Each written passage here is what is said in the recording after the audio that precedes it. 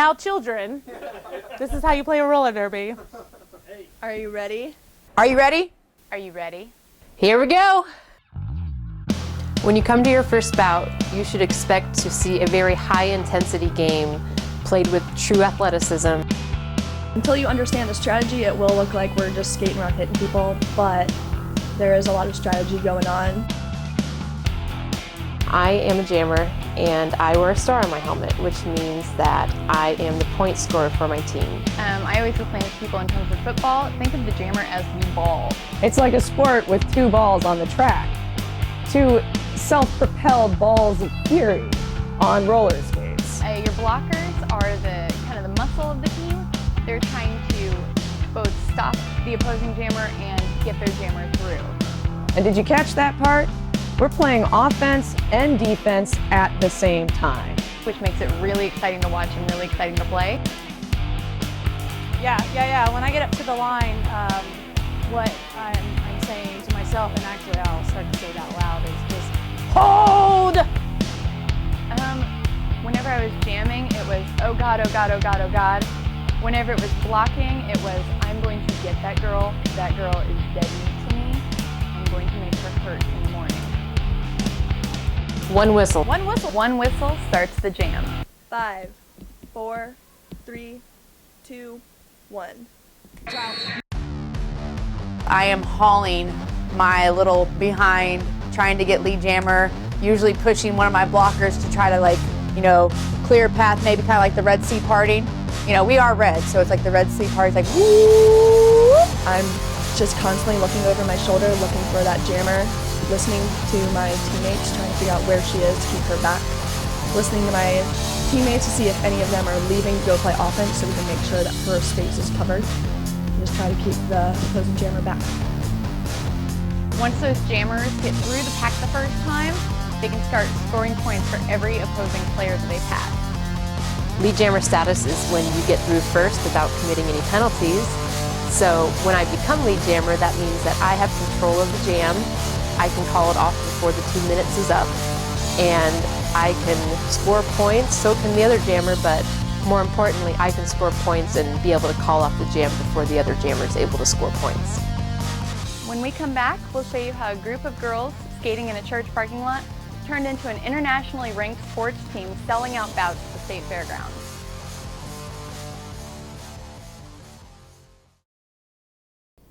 If you haven't seen roller derby since the bygone era or the 70s, take everything you know and erase it from your brain. What a lot of people think about when they think about roller derby, anybody who's, remembers Jimmy Carter, generally thinks of roller derby as played on a bank track with some choreographed violence.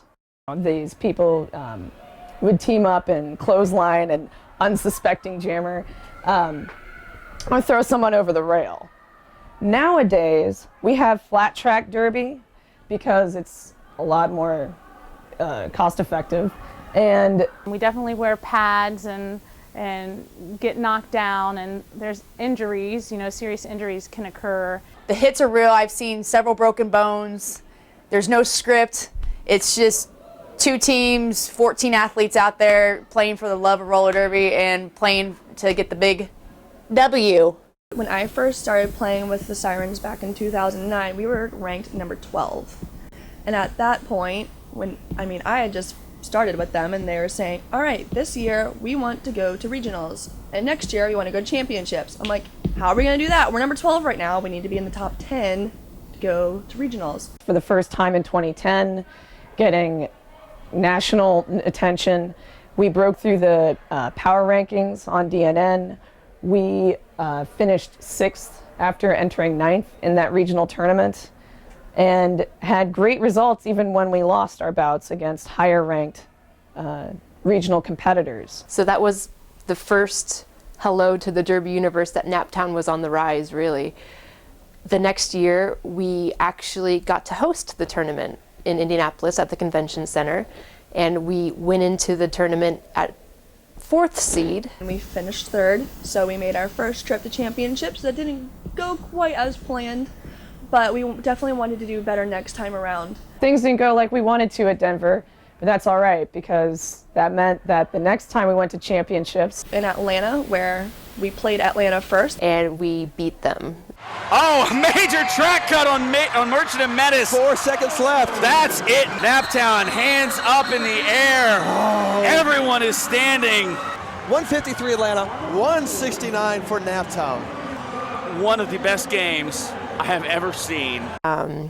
It was a very hard fight, and because we beat Atlanta, we got to play the #1 team in the world, who are the Gotham Girls Roller Derby. very proud of where we've gone. I am really proud of where Naptown is now, and I cannot wait to see where we continue to go in the future. Contrary to what a lot of people might think, we actually pay to play this sport. We pay our dues, we pay for our own equipment, our own insurance, everything that we need to be on that track comes out of our own pockets. We not only skate, but we also support local charities and local community events. So we are dedicated to our community and do anything we can, both on and off skates, to see Indianapolis shine. Like throughout our jobs and careers, that might be our passion, but roller derby is our obsession. So it's something that we really love to do, and we're very dedicated. By day, I'm a music teacher, and by night, I'm a roller derby girl. I'm a blogger on the track, but during the day, I am a hairstylist. I've been a hairstylist for about 4.5 years. When I started playing roller derby, I was a network engineer professionally. Now I own a roller derby store in Indianapolis. It's called Vital Skates. It's the only roller derby store in Indiana. During the day, I am an illustrator for the Dummies books, and at night, I am a roller girl. There's a couple of reasons we choose derby names. One part is for protection. Some of you are kind of creepy. You have like an alter ego. You get to pick your name, that you put on the back of your jersey. But also, some people choose names as a way to live up to something.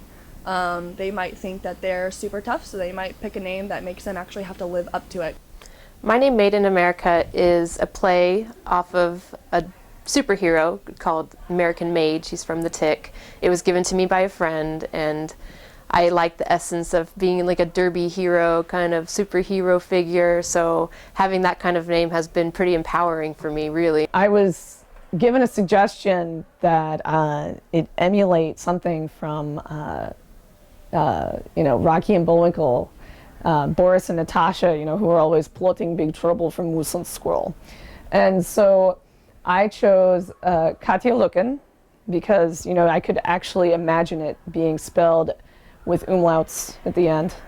And it stuck. Amuse-bouche is an actual term. It's an actual culinary term. It's French.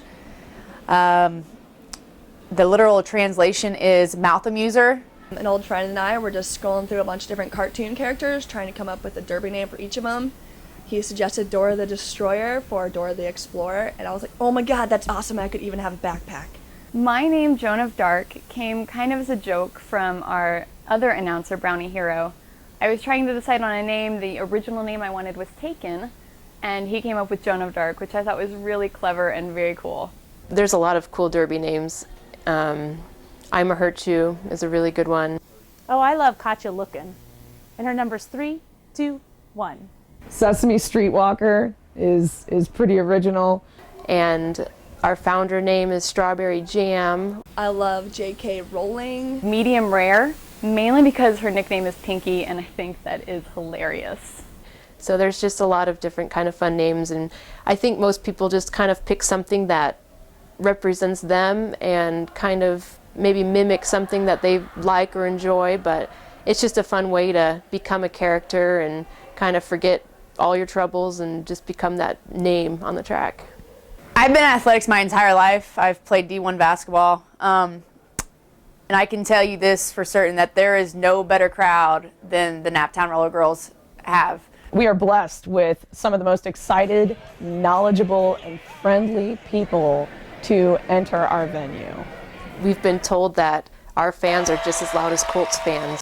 They come out, they tailgate. I remember we played in Seattle, Washington over the summer, and we had fans from Naptown there.